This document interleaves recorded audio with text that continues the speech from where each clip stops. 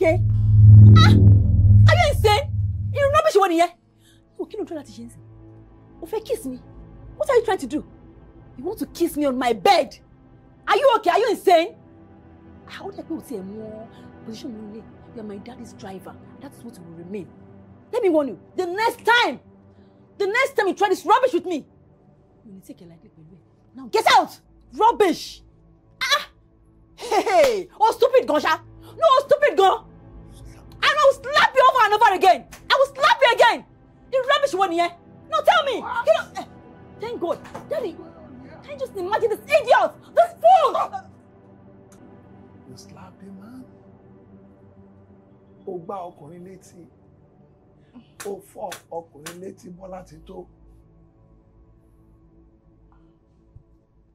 Did I hear you say you back on létí? What's so special about this girl? Yes, what's so special? Dá mi lóhùn.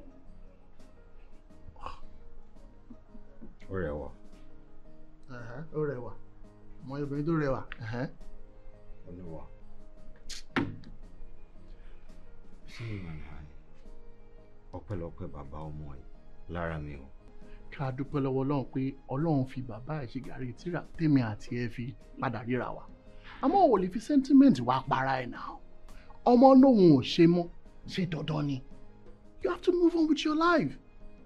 Obìnrin pọ̀ ń gbòòrò.